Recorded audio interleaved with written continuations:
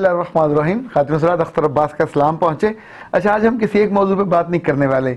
میں نے پچھلے کچھ دنوں میں کچھ بہت خوبصورت چیزیں پڑھی، مختلف تاریخی حوالے، مختلف تاریخی شخصیات، کچھ عالم اسلام سے، کچھ دنیا سے. تو میں نے سوچا آج ان کو، جیسے باغ کے پھول ہوتے ہیں نا، گلدستہ، تو ان میں سے کچھ پھولوں سے آپ کو میں ملواتا ہوں. ان کی مہک ذرا نوٹ کیجئے. زنجبار ایک ملک ہے اور اس کے سلطان نے ایک دفعہ فیصلہ کیا کہ پورے جزیرے میں ہر وہ درخت کٹوا دیا جائے جو یوز لیس ہے، جس کا کوئی فائدہ نہیں ہے، جو پھل نہیں دیتا یا خوبصورت نہیں ہے اور اس کی لکڑی بھی کارآمد نہیں ہے. ان درختوں کی بجائے اس نے جو مفید تھے، پھلدار تھے، کارآمد اور خوبصورت درخت وہ لگوائے. اور کچھ ہی سالوں کے بعد اس پورے جزیرے میں ہر طرف پھلدار اور خوبصورت درخت، ان کی بہار ہو گئی.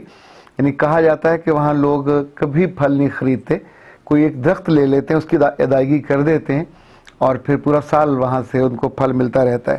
یعنی یہ تک کہا جاتا ہے کہ اس جزیرے میں جب ہوا چلتی ہے اور دور سے کوئی بحری جہاز گزر رہا ہو تو فضا میں لونگ کی خوشبو پھیلی ہوتی ہے، جو اتنی بھلی لگتی ہے کہ ان مسافروں کو بھی محسوس ہوتی ہے. اگر کوئی چاہے اور اپنے چھوٹے سے خطے میں، علاقے میں، اپنے باغ میں، اپنے گھر میں، اپنے ملک میں، تو چیزوں کی خوبصورتی تو سوچ کے ساتھ ہوتی ہے. امریکہ کے ایک بڑا مشہور جزیرہ ہے جسے جزائر ہوائی کہتے ہیں. جب یہ آزاد ہوا اور امریکہ کے ساتھ اس کو ملا دیا گیا تو وہاں کی خاتون کے بارے میں کہا جاتا ہے. اس خاتون کا نام تھا مسز ڈورا آئزنبرگ. اس نے خوشی میں ایک فیصلہ کیا کہ میں اپنے باغ میں بہت ہی خوبصورت گیت گانے والے پرندے، رنگ برنگے پرندے، ان کو لے کے آؤں گی، جمع کروں گی. تو اس نے پھر دور و نزدیک سے ایسے پرندے جمع کیے، ان کو اپنے باغ میں رکھا. جب اس ماحول کے ساتھ گھل مل گئے تو ان کو پھر آزاد کر دیا. ایک دفعہ کیا، دو دفعہ کیا، پھر بہت سے لوگوں نے مسز آئزنبرگ سے اس عادت کو اپنی زندگی میں شامل کر لیا.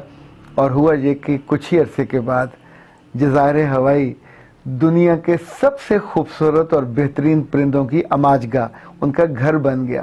خاتون حضرات، ہم اپنی زندگی میں کیوں نہیں ایسے اچھے پرندے سوچ کے، کام کے، عمل کے جمع کر سکتے اور پھر ان کو آزاد کر کے اپنے گھر کو، ادارے کو، اپنے صوبے کو، اپنے ملک کو کتنا خوبصورت بنا سکتے ہیں. بات تو ساری سوچ کی ہے. پرانی تاریخ میں ایک ملک تھا پروشیا.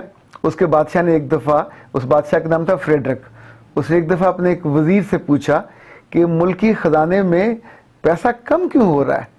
تو وزیر تو جواب نہیں دے پایا. وہاں ایک بزرگ آدمی بیٹھے تھے.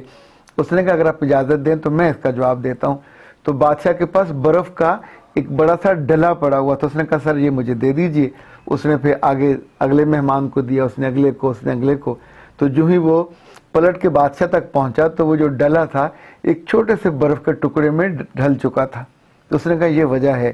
انفیکٹ جب جتنے زیادہ لوگوں کے ہاتھوں میں یہ پیسہ جاتا ہے اتنا ہی کم ہوتا جاتا ہے. یہ جو انسان بددیانتی کرتا ہے، بد نیتی کرتا ہے یا اپنے سسٹم کے ساتھ لائل نہیں ہوتا، انفیکٹ اٹ ہیپنز کہ وہ پھر جو کمی ہے وہ کسی نہ کسی طریقے سے تو ظاہر ہوتی ہے. اچھا، چیزیں بالکل چھوٹی چھوٹی ہوتی ہیں پر دانا لوگ ان سے نتیجے بڑے بڑے اخذ کرتے ہیں. ممکن ہے اس بادشاہ نے بھی کوئی اخذ کیا ہو، کچھ اپنے عملے کو کم کر دیا ہو، یا سرکاری عملے کی کوئی تربیت پہ زور دیا ہو، یا ان کے ایتھکس کو تھوڑا بہتر بنایا ہو. اچھا، جہاں لوگ غور نہیں کرتے، بہتر نہیں کرتے، وہاں پہ چیزیں ایسے ہی برباد ہوتی رہتی ہیں. خاتون حضرات، بر صغیر میں سہراب مودی ایک بڑے کمال فلم ساز اور ڈائریکٹر معروف ہیں، اور سیٹھ جگت نارائن یہ ڈسٹریبیوٹر تھے. تو ایک دفعہ ایک فلم جب بن چکی تو سہراب مودی اس کو 2 لاکھ میں بیچنا چاہتے تھے، جب سیٹھ صاحب اس کو 1.25 لاکھ میں خریدنا چاہتے تھے. سودا نہیں ہوا تو سہراب مودی نے طے کیا کہ میں خود ہی اس کو ریلیز کروں گا. تو ایک سینما گھر میں پہنچے اور دونوں ساتھ ساتھ بیٹھ گئے. تو اچانک سہراب مودی نے اپنے منہ پہ رومال رکھا اور وہ جو 3 آنے والا نیچے والا جہاں لوگ بیٹھ کے، اب تو خیر سینما ہال میں وہ کلاس ہی ختم ہو گئی ہے، تو جو سب سے سستی تھی وہاں جا کے بیٹھ گئے. اور پھر کچھ دیر بعد جب فلم ختم ہوئی وہ واپس آئے تو تب تک سیٹھ جگت نارائن نے کہا کہ میں اس کو 2 لاکھ میں خریدتا ہوں.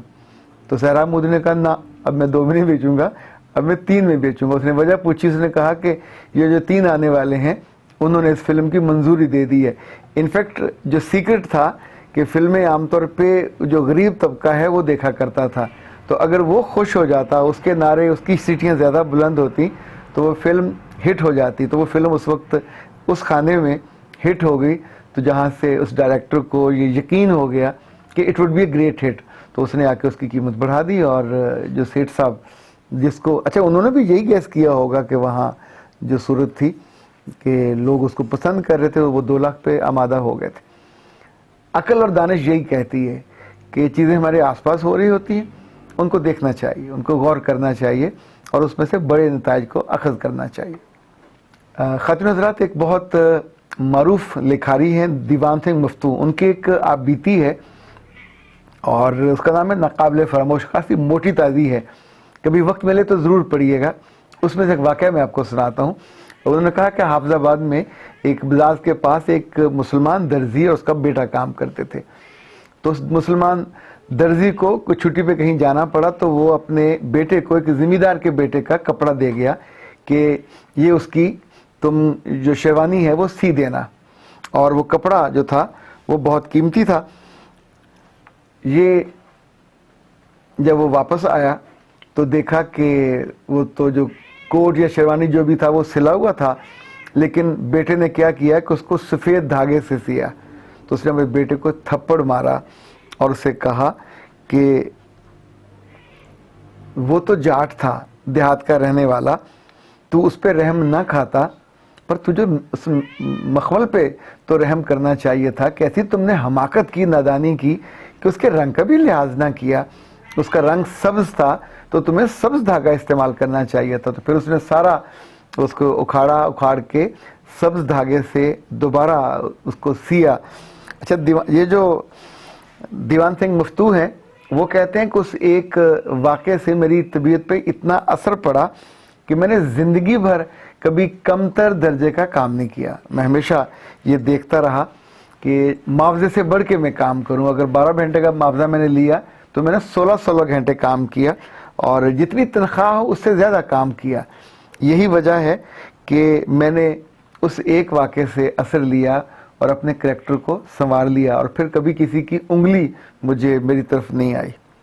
خواتین حضرات، مسلمانوں کی تاریخ میں امام ابو حنیفہ کا بڑا نام ہے. امام ابو حنیفہ کا صاحبزادہ نہیں تھا، بیٹی تھی، تو حنیفہ اس کا نام تھا، اسی کے نام سے ابو حنیفہ کے طور پہ وہ جانے جاتے ہیں. ایک دفعہ ان کی محفل میں ایک آدمی بیٹھا ہوا، تو بہت پھٹے پرانے اس کے کپڑے تھے، پرانے سے ہوں گے، سادہ سے ہوں گے. تو انہوں نے اس سے کہا کہ میرا جائے نماز اٹھاؤ. جب اٹھایا تو اس کے نیچے بہت 1000 اس زمانے کی اشرفیاں یا ریال پڑے ہوئے تھے. تو کہا کہ تم لے لو. اس نے کہا میں تو امیر آدمی ہوں، آسودہ ہوں، یہ مجھ پہ لگتے نہیں ہیں. تو کہا اللہ کے بندے، تم نے اللہ کے رسول کی حدیث نہیں سنی کہ اگر اللہ نے تم کو رزق دیا ہے، تمہیں آسودگی دی ہے، تو اسے اپنے پہ خرچ کرو، کوئی کہیں نظر بھی تو آئے. یہ جو تم نے حلیہ بنا رکھا ہے یہ ناشکری کا حلیہ ہے.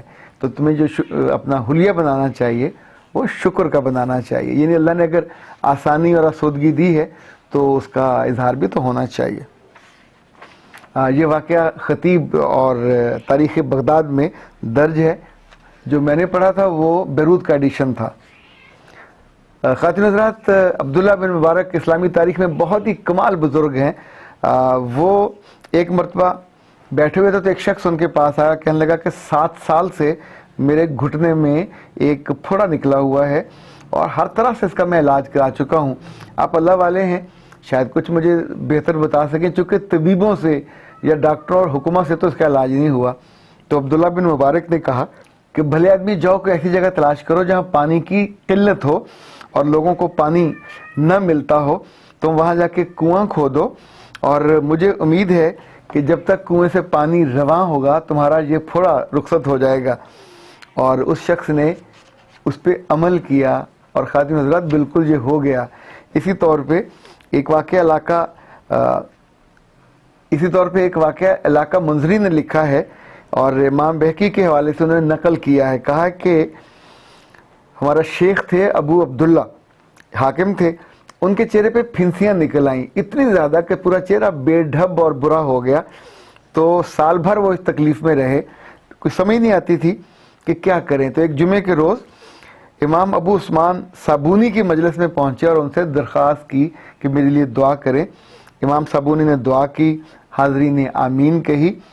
اگلے جمعے کو ایک عورت نے امام صابونی کے مجلس میں ایک کاغذ بھجوایا اور کہا کہ رات کو میں نے نبی صلی اللہ علیہ وسلم کو خواب میں دیکھا، آپ نے فرمایا کہ تم ابو عبداللہ سے کہو کہ وہ مسلمانوں کے لیے وسعت کے ساتھ پانی پہنچانے کا انتظام کرے۔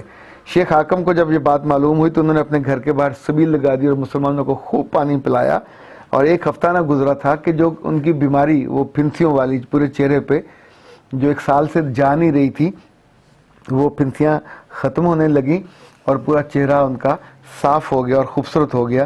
اس کے بعد بھی وہ کئی برس زندہ رہے۔ یہ واقعہ الترغیب و تحریب المنظری اس کے صفحہ نمبر 52 اور 53 پہ درج ہے۔ خاتون حضرات، ابو حمزہ محمد بن میمون سکری یہ بڑے مشہور محدث تھے۔ ان کا معمول تھا کہ اگر ان کے پڑوس میں کوئی بیمار ہو جاتا تو جتنا خرچ اس کی بیماری پہ آتا وہ اتنے ہی پیسے الگ کرتے اور اللہ کی راہ پہ لوگوں پہ خرچ کر دیتے۔ وہ فرمایا کرتے تھے کہ یہ شکر کے پیسے ہیں، چونکہ اللہ نے اس کو بیمار کیا، اس کے پیسے خرچ ہوئے تو مجھے اس نے بیماری سے بچا لیا، مجھے بیمار کر دیتا تو میں کیا کر لیتا۔ اچھا، ان کے ہمسائے میں ایک پڑوسی جو تھا اس نے اپنا گھر بیچنے کا فیصلہ کیا، اپنی اس کی بیٹیاں تھیں تو بیٹیوں کی شادیوں کے لیے، تو جو ہی سودا ہونے لگا 2000 درہم کا سودا ہوا، تو پیسے سامنے رکھے گئے تو اس نے کہا اوکے یہ 2000 تو ہوا میرے مکان کا، اب 2000 مجھے ابو حمزہ کی ہمسائیگی کا بھی دو۔ تو اس نے کہا یہ کون سا، ایسا تو تاریخ میں کبھی نہیں ہوا۔ اس نے کہا کہ ایسے شاندار آدمی کی ہمسائیگی کوئی قیمت تو ہوگی۔ ابو حمزہ کو پتہ چلا تو اس آدمی کو انہوں نے 4000 درہم بھجوائے اور کہا کہ تم بھی گھر چھوڑ کے نہ جاؤ، اپنی ضرورت پوری کرو اور اسے رکھ لو۔ خاتون حضرات، کیسے کہتے شاندار لوگ ہماری تاریخ میں گزرے ہیں۔ کیا خیال ہے اگر آج آپ طے کریں کہ آپ بھی اس طرح کا کوئی فیصلہ کریں اور ایسی کوئی ایک عادت بنائیں تو ممکن ہے کل آپ کے ساتھ بھی ایسا واقعہ ہو، آنے والی تاریخ میں آپ کا نام بھی لکھا جائے۔ یہ واقعہ بھی خطیب نے تاریخ بغداد میں درج کیا ہے۔ لے جناب خاتون حضرات، میں نے اپنے مطالعے کے باغ سے کچھ پھول چنے تھے تو آج میں نے ان کا مزہ آپ کو دیا، امید آپ کو پسند آئے ہوں گے۔ اجازت دیجیے، السلام علیکم۔